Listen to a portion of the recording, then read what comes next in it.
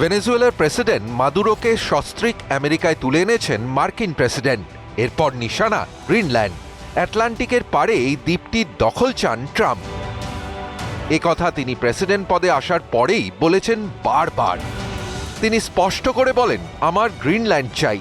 কেন চাই তা প্রশ্ন করতে তিনি জানান, গ্রিনল্যান্ড আমাদের কূটনৈতিক কারণে প্রয়োজন। এই দ্বীপ ভৌগোলিকভাবে এমন জায়গায় আছে যে এখানে ঘাঁটি গাড়তে পারলে চীন বা রাশিয়ার তরফ থেকে কোনো আক্রমণ হলে আগেই তা রুখতে পারবে আমেরিকা। সাংবাদিক সম্মেলনে গ্রিনল্যান্ড নিয়ে কথা বলতে গিয়ে ট্রাম্প সরাসরি ডেনমার্কের গ্রিনল্যান্ডের ওপর অধিকার নিয়ে প্রশ্ন তোলেন। বলেন, একটি দ্বীপে সবার আগে নৌকো পৌঁছেছে বলেই সেই স্থানের ওপর অধিকার জন্মায় না। এই দিন গ্রিনল্যান্ড নিয়ে প্রশ্ন করতে তিনি বলেন, গ্রিনল্যান্ড আমাদের কথা না মানলে আমরাই কিছু একটা ব্যবস্থা করব, সেটা ওদের পছন্দ হোক বা না হোক। আমরা না করলে চীন বা রাশিয়া যে কোনো অবস্থায় সেখানে দখল নিতে চাইবে। আর আমি মস্কো বা বেজিং কাউকেই আমার পড়শি হিসাবে চাই না। আমি গ্রিনল্যান্ডের সঙ্গে একটি ডিল করার চেষ্টা করব, না হলে শক্ত হাতে যা করার করব।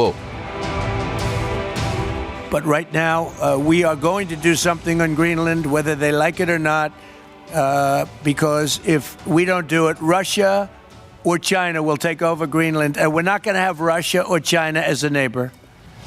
এবারে ট্রাম্পের আগ্রাসনের বিরুদ্ধে তৎপর হয়ে উঠেছে ইউরোপ। ট্রাম্পকে এবার পাল্টা হুঁশিয়ারি দিল ইউরোপিয়ান ইউনিয়নের উর্সুলা ভন ডার লিন।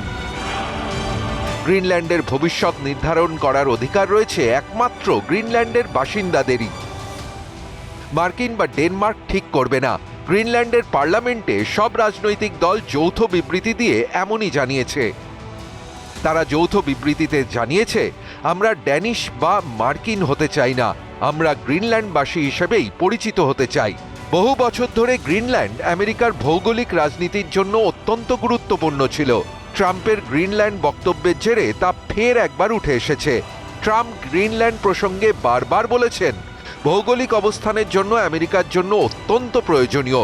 তবে কি শুধু সেই কারণেই ট্রাম্পের গ্রিনল্যান্ড প্রেম? তা নয়। গ্রিনল্যান্ড ডেনমার্কের অধীনে হলেও স্বশাসিত একটি অঞ্চল, যেখানে রেয়ার আর্থ খনিজ, ইউরেনিয়াম ও লোহার উৎস। ফলে অনেকেই মনে করছে ভেনেজুয়েলার তেলের মতোই গ্রিনল্যান্ডের প্রতি ট্রাম্পের নজরের কারণ এই খনিজই।